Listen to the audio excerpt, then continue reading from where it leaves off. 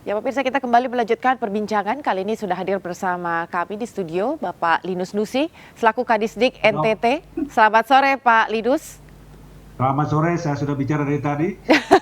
Ya, saat ini juga kami masih berbincang dengan Ibu Hetifah dari Wakil Ya, Ketua Komisi 10 DPR RI dan juga Bapak Satriwan Salim di Koordinator Nasional Perhimpunan Pendidikan dan Guru. Pak Linus, tadi terus kita sudah sedikit membahas tentang masuk sekolah jam 5.30. Tadi sudah direvisi ya Pak ya?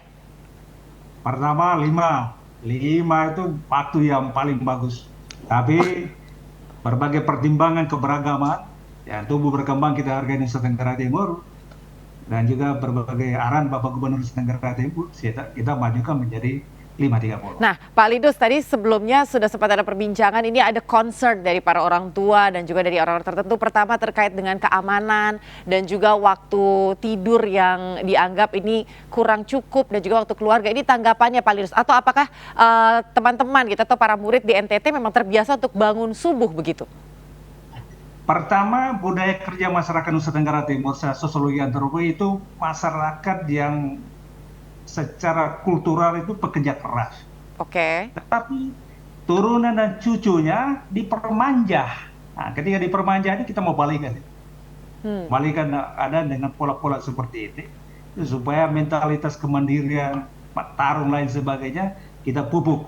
Tanpa menghilangkan asasi manusia, tanpa menghilangkan demokrasi, tetapi ini adalah sebuah percepatan yang harus kita bangunkan. Mhm. Mereka belajar, kita hargai, sehingga ada budaya baru. Kita mau ciptakan budaya baru, belajar untuk memperkembang dari Nusa Tenggara Timur.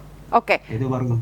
Oke, berarti concernnya atau ini tanggapannya adalah tujuannya adalah untuk daya taruh karena memang sudah terbiasa seperti itu dan lebih disiplin begitu ya. Ibu Hetifah, silakan Ya, ditanggapi disiplin Ibu. Pak Ya, Salim. gini Pak Linus, kami menghargai ya upaya untuk melakukan satu lompatan di dalam upaya memperbaiki karakter, etos kerja, kinerja, dan lain-lain hal yang tadi sudah disampaikan.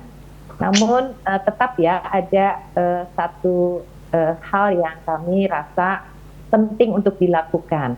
Karena sampai saat yaitu satu kajian sebelum itu diterapkan sebagai satu kebijakan umum gitu yang berpengaruh kepada banyak pihak.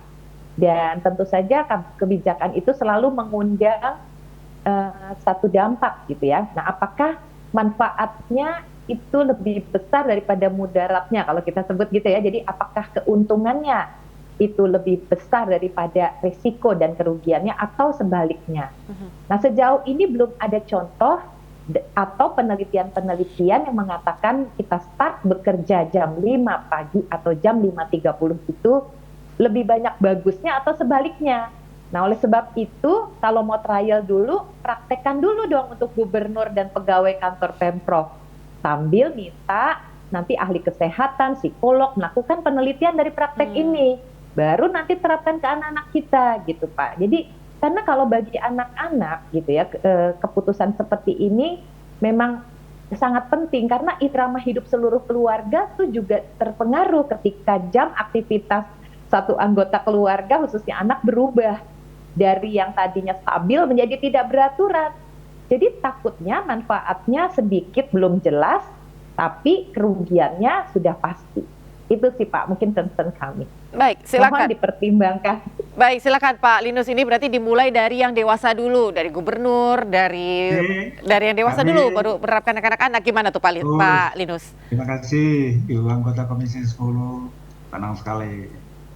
Dari pandangan politik, sah-sah saja. Dari pedagogi, akademik, lain sebagainya, kita sudah memiliki dasar-dasar tersebut.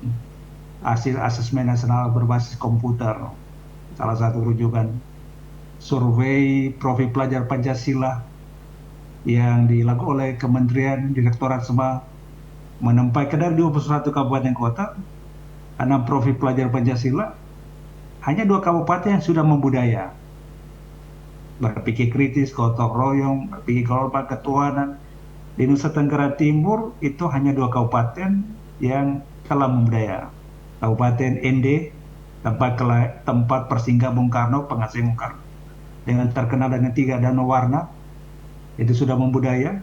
kemudian Kabupaten Flores Timur yang daerahnya Oke. ikan paus. Nah, dan itu maka kita hasil supervisi para pengawas, justru yang kami lakukan ini bisa menciptakan sebuah teori baru bagi akademisi. Sehingga ada pemikiran ini. Kita menggunakan kerucut terbalik ini. Baik, baik. Terbalik. Oke, Pola-pola. baik. Terima kasih Pak Linus. Nanti kita tentunya akan terus memantau dan seperti apa perkembangan karena tentunya ini masih dalam proses evaluasi.